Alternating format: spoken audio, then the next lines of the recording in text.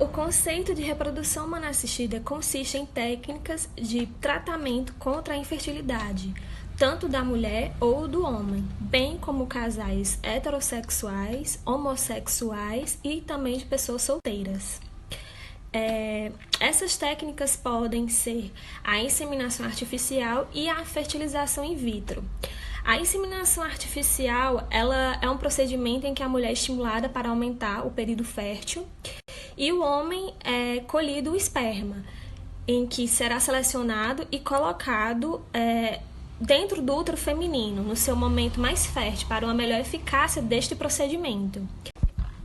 Ele é um procedimento menos complexo e mais barato também. Entretanto, a chance de ter uma gestação realmente efetivada por esse procedimento são pequenas, de 15% a 18%. Como esse procedimento ocorre dentro do útero feminino, não há nenhuma polêmica jurídica nele, do contrário da fertilização in vitro. Já a fertilização in vitro é um procedimento de um tratamento médico externo, em que são coletados materiais da mulher, no caso o óvulo, e do homem os espermatozoides, que após essa seleção é feita a fecundação e apenas 3 ou 5 dias que vem a implantação dessa fecundação no útero da mulher.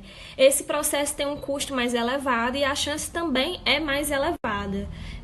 A chance de haver uma gestação desse tratamento chega a 40%. No Brasil, o primeiro bebê proveta foi a Ana Paula Bittencourt Caldeira, nascida em 7 de outubro de 1984, na cidade de São José dos Pinhais. O surgimento da fertilização in vitro ou fertilização em laboratório trouxe esperança para diversos casais com problemas de fertilidade.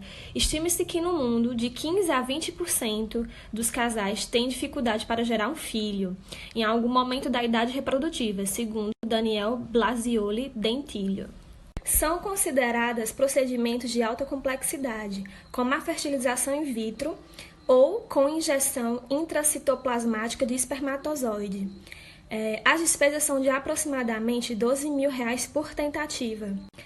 Com isso, os tratamentos são bastante caros, portanto, inacessíveis à população de baixa renda, porque não são assegurados pelo Estado mediante o SUS, Sistema Único de Saúde.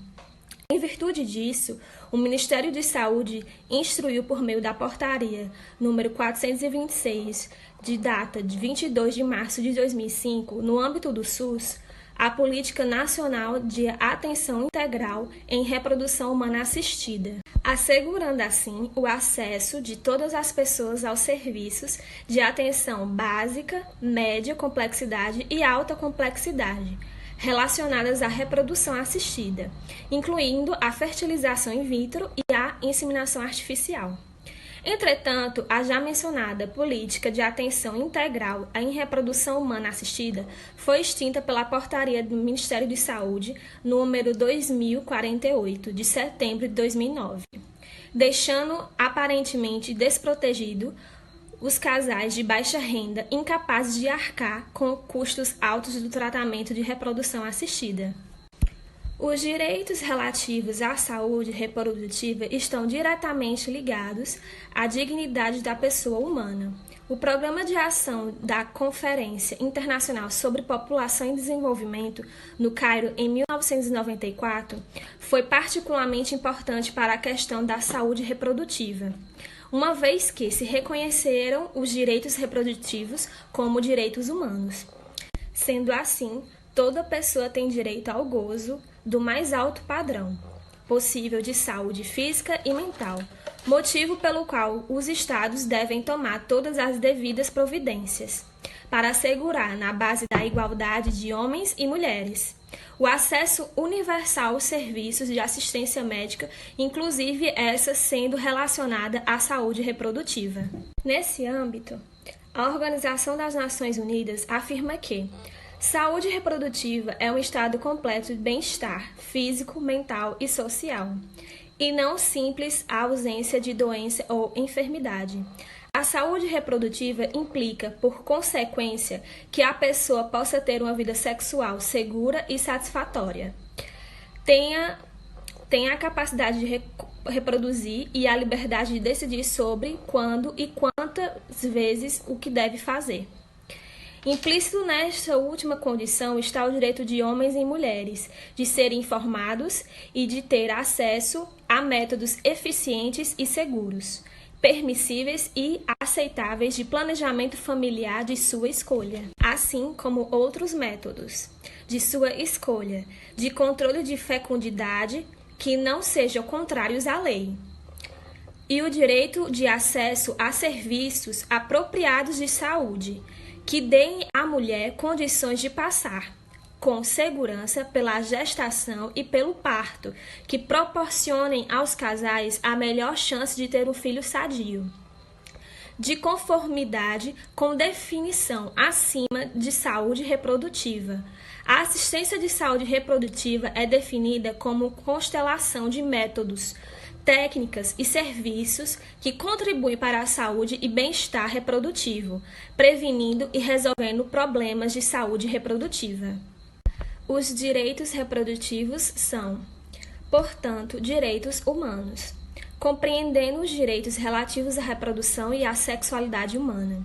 Segundo Jussara Meirelles, tais direitos envolvem o direito do casal de decidir livremente sobre a oportunidade e o número de filhos que pretendem ter, bem como o direito de acesso aos meios científicos disponíveis para realizar o projeto de parentalidade.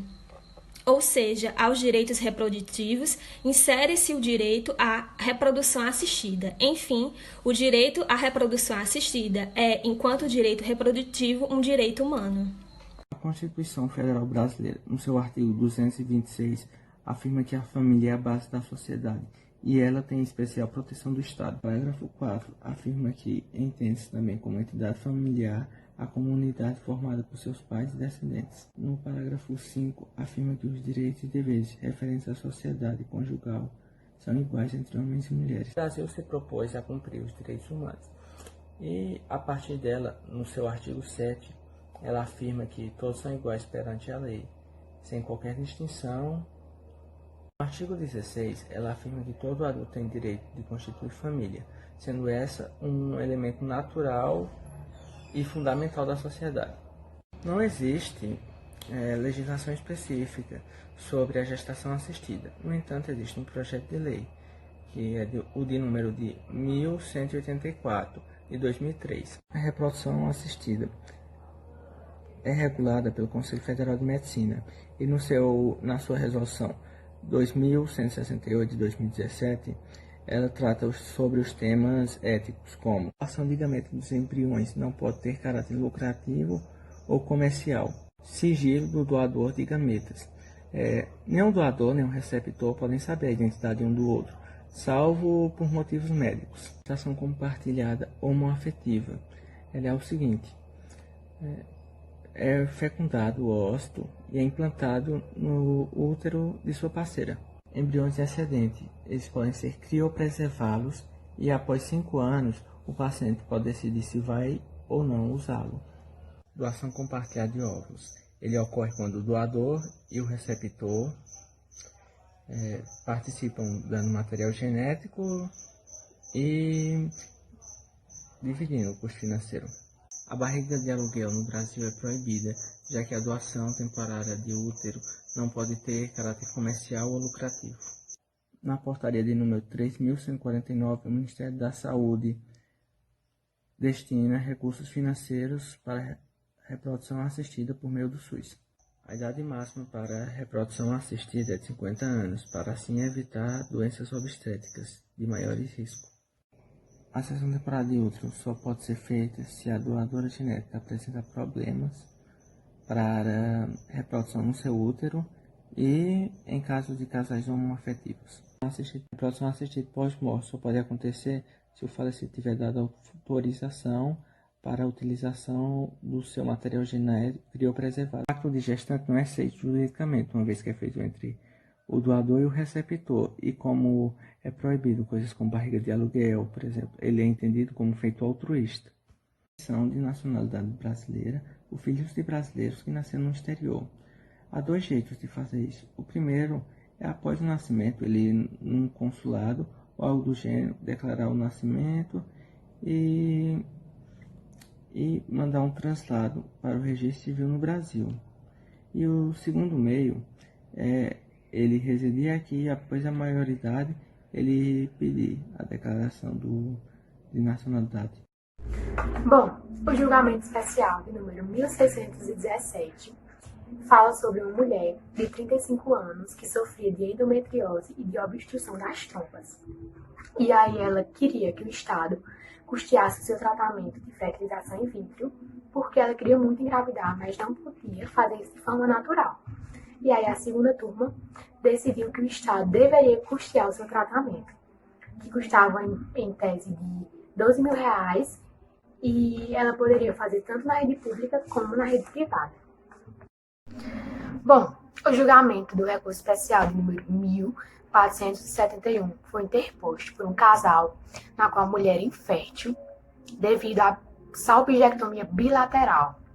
E aí eles alegavam que tinham direito ao planejamento familiar e queriam que o Estado custeasse todo o tratamento de fertilização in vitro. Mas aí o Tribunal de Justiça do Rio de Janeiro alegou que não cabia ao Estado o custo desse tratamento, porque apesar deles protegerem o direito fundamental à saúde, esse direito de planejamento familiar não entrava nesse âmbito. E aí eles decidiram não custear esse tratamento. Bom, o julgamento do número 178 é uma indenização pelo insucesso. Um casal, eles estavam indenizando o Estado por danos morais e materiais devido a uma negligência e imprudência médica. Eles tentavam fazer um tratamento por 4 anos de reprodução humana assistida para engravidar. E aí eles não tinham sucesso, porque sempre vinham com aborto espontâneo. E aí eles foram para outro médico que pediu uma cariotipagem dos cromossomos, que detectou uma anomalia em 2 cromossomos, sendo isso que gerava o aborto. E aí eles estavam pedindo essa indenização por essa omissão. Mas aí o Tribunal de Justiça de São Paulo decidiu que o recurso era improcedente, porque não houve omissão. Não houve omissão porque não era obrigação legal do médico de fazer o exame. Porque aqui no Brasil não tem muitas normas que regem a reprodução humana assistida. E aí por isso que o pedido se tornou improcedente. Em respeito à decisão judicial 1590, fala sobre um casal que solicitava que a Unimed de Barretos custeasse o tratamento de fertilização assistida. O Tribunal de Justiça de São Paulo entendeu que o plano de saúde era obrigado a oferecer atendimento completo familiar, incluindo a inseminação. A ministra Nessa afirma que, nos termos do artigo 10, inciso 3, da lei do plano de saúde, é preciso que eles incluam a técnica in vitro. Sobre a decisão judicial 1794, fala que a seguradora é obrigada a arcar com o tratamento in vitro de fertilização. O julgamento até o momento está com o ministro e relator Paulo de Tarso negando que eles permitam o fornecimento ao recurso da seguradora. Já a ministra Nancy, ela apoia o provimento ao recurso. O primeiro caso a ser pontuado dentro do direito internacional é o caso Gomes Murilo e outros versus a Costa Rica, que chegou à Corte Interamericana de Direitos Humanos e foi uma sentença e a sentença ocorreu no ano de 2016. Ocorreu dessa forma. A Costa Rica realizou um pacto chamado Pacto San José, que tornava inconstitucional as práticas, o decreto executivo que regulamentava a fertilização in vitro dentro do país. Isso porque alegava que, entre outras coisas, o embrião não podia ser tratado como objeto e da forma como a fertilização ocorria naquela época no país, havia uma perda desproporcional dos embriões. 9 casais, então, entraram em uma ação contra o país, alegando que estava infringindo os seus direitos humanos. Então, a Corte Interamericana reconheceu que havia uma responsabilidade internacional da Costa Rica por violar direitos como direito à vida privada e familiar, entre outros consagrados na Convenção Americana de Direitos Humanos, sobre os direitos humanos. A Costa Rica, então, teve que ressarcir as famílias que se sentiram lesadas pelos danos materiais e morais, como também tomar outras medidas como regular a implementação da fertilização in vitro sobre os moldes que considerava necessário para que houvesse de novo as práticas. A Dinamarca é um país que merece bastante destaque quando se fala nessa questão da reprodução humana assistida. Desde 2007, vigora uma lei que garante o acesso à fertilização in vitro, financiado pelo próprio Estado.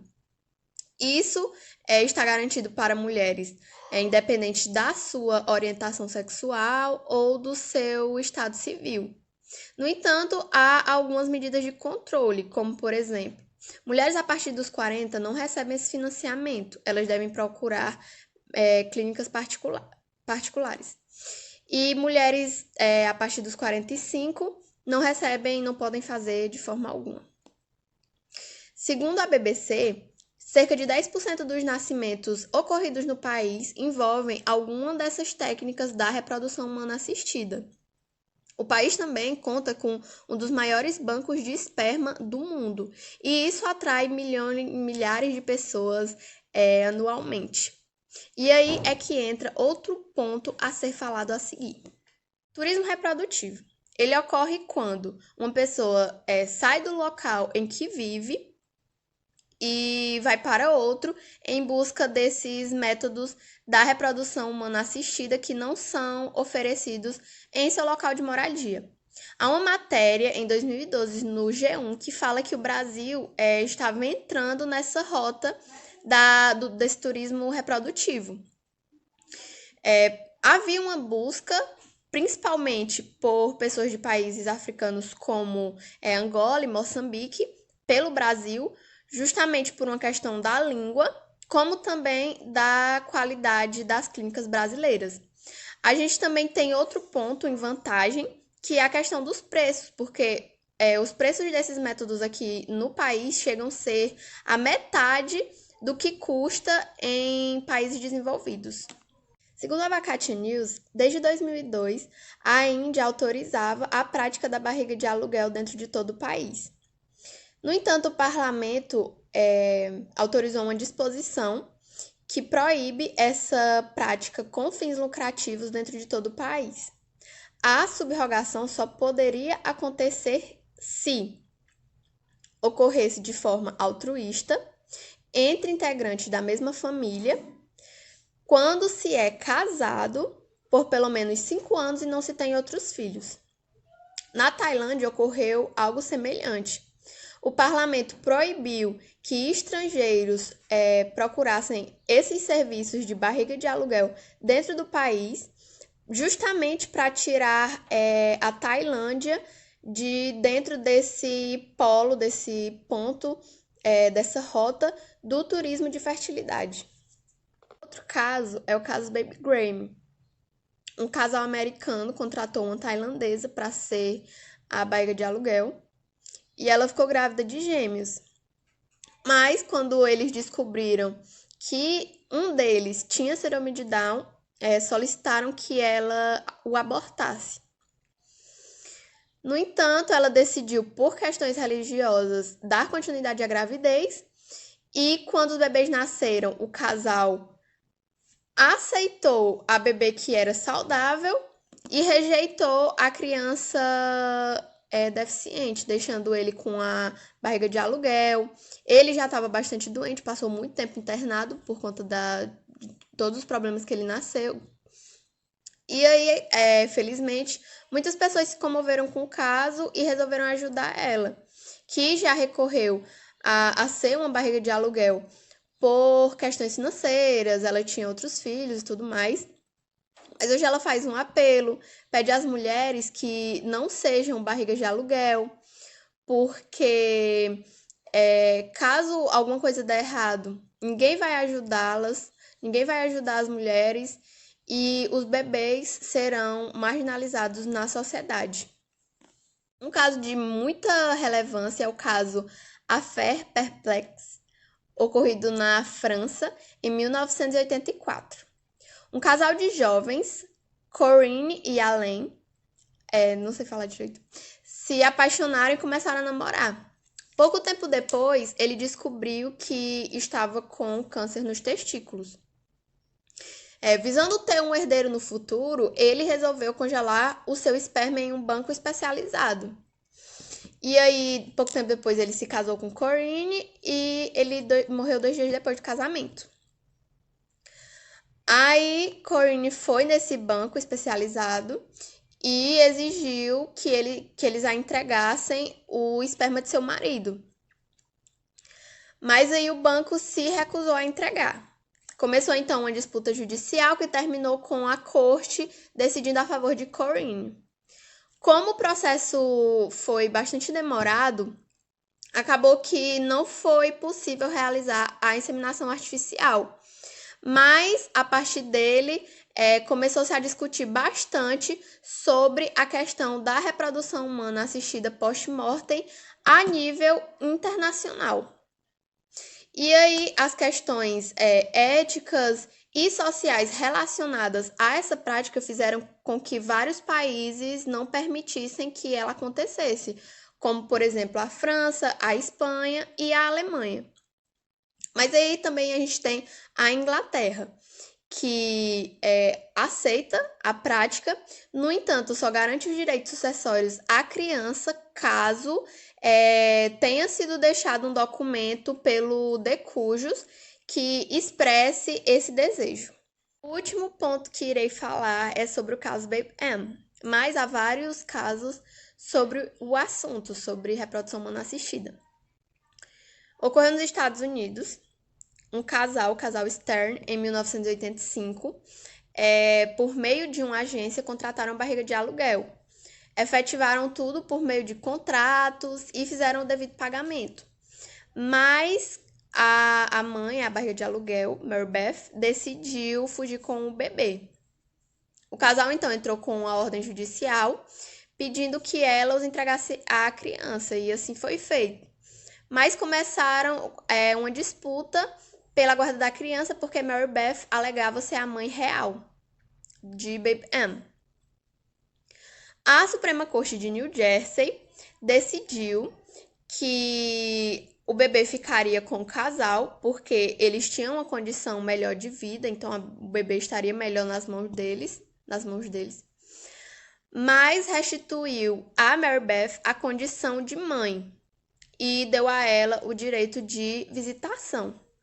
Na época em que ocorreu, o casal teve que comprar de Mary Beth o óvulo mais o útero, que acontecia dessa forma a fertilização. Hoje em dia, só é necessário o útero, sendo todo o material genético do próprio casal. Sobre o primeiro bebê nascido, uma fertilização in vitro, irei falar sobre Lois Brown. Ela nasceu no estado do interior da Inglaterra, foi recebida pelos seus pais Leslie e John Brown, que tentavam há mais de 9 anos ter um bebê, pois Leslie possuía uma obstrução tubária, o que a impedia de engravidar. Como última alternativa, eles procuraram 2 pesquisadores que estavam trabalhando no novo método de fertilização. O processo foi bem demorado, teve em torno de 50 falhas, até que, finalmente, em dezembro de 1977, Leslie finalmente estava grávida. Ela teve Lois em 25 de julho de 1978, através de uma cesárea. Falando um pouco da criação in vitro, foi a partir do fisiologista Robert Edwards que, estudando sobre o tema fertilidade humana durante vários anos da década de 60, ele realizava o procedimento in vitro em gameta de animais, tendo resultado positivo em coelhos. Depois de algum tempo, ele resolveu se dedicar aos humanos, o que em pouco tempo ele se encontrou com o cirurgião ginecologista Patrick, que estava desenvolvendo o uso da laparoscopia na ginecologia, que, juntando e aprimorando suas habilidades, eles finalmente conseguiram a coleta dos óvulos diretamente do ovário. Para realizar a fecundação in vitro, Os médicos coletam o óvulo do paciente e o fertilizam em laboratório com os espermatozoides do pai. O óvulo começa a se dividir e torna-se um embrião dentro de fluidos nutritivos, que em seguida é implantado no útero da mãe e novamente os médicos inserem vários embriões para aumentar a chance de sucesso. Graças à fertilização in vitro, desde Louis Brown, o primeiro provedor da história, mais de 3,75 milhões de bebês já nasceram. A taxa de sucesso varia de acordo com a idade da mãe. Quanto mais jovem, mais alta é a chance de sucesso. E esse tratamento de fertilização varia entre 30 e 39 anos de mulheres que, com o uso de técnicas de reprodução assistida, o número de gravidez múltiplas aumentou muito, o que com isso os estudos foram cada vez mais necessários para aprimorar tal técnica. Alguns estudos falam que poucos casais desejam uma gestação múltipla no início do tratamento, mas que isso pode aumentar durante o tratamento. No entanto, poucos casais têm conhecimento do risco da gestação múltipla. A gestação gemelar na vida da mulher consiste num período de mudanças fisiológicas, emocionais e psicossociais, ainda mais intensas do que na gestação do feto único. Existe um caso que se diz respeito a Lois Anderson. Ela mora na Escócia e ela quer usar o esperma de sua filha para ter um neto. Ellie, sua filha, ela morreu quando ela tinha 16 anos, mas ela era transgênero e se identificava como mulher. Mas quando ela fez os seus 14 anos, ela decidiu congelar os seus espermas para que, se futuramente ela quisesse ter um filho próprio, ela já tivesse os espermas delas ali congelados. O advogado de Louis fala que eles estão tentando obter o direito para que Louis, a mãe, possa usar o esperma de sua filha, ou que o tribunal dissesse que a lei pudesse ser alterada. A reprodução humana assistida tem um leque de filmes que falam sobre ela, como Além da Realidade, que fala sobre a importância de escolher bem a barriga de aluguel, de conhecer quem é verdadeiramente essa pessoa. No filme, ele escolheu uma barriga de aluguel que aparentava ser uma boa pessoa, mas que no fim se tornou totalmente obsessiva, compulsiva e maluca. Então, fala da importância de escolher bem a barriga de aluguel. O filme Plano B fala sobre uma mulher que já está em uma certa idade e continua solteira e quer muito ter filho, então ela faz a inseminação artificial sozinha. Barriga de Aluguel é uma novela da Rede Globo, dos anos 90, muito famosa, que fala sobre um casal que quer muito ter filhos, mas não pode de forma natural. Então contratam uma barriga de aluguel que aparentemente aceitou de boa. E aí, ao decorrer da gravidez, ela desenvolve sentimentos maternos pela criança. E no decorrer do parto, ela não pode mais ter filho, ela fica estéril. Então ela foge com a criança, depois é presa e solta e começa uma grande briga na justiça pela guarda dessa criança. O casal alega que é pai da criança, de acordo com o DNA, e ela alega que é a mãe, porque foi ela quem carregou a criança no ventre. Friends fala sobre a gravidez de substituição na 4ª e 10ª temporada, que é uma gravidez que é a barriga de aluguel, em outras palavras, na qual a mulher aceita gerar uma criança dentro dela para outra pessoa cuidar. A série Jane a Virgem, mexicana, fala sobre o erro médico durante a inseminação artificial, na qual Jane e Petra vão ao consultório médico no mesmo dia, mas com objetivos diferentes. Jane vai para tirar sangue e Petra vai para realizar a inseminação artificial. E aí a médica ela troca os procedimentos, faz a inseminação artificial em Jane e a retirada de sangue em Petra. Então muda toda a vida de todos os personagens e é sobre isso que fala toda a série.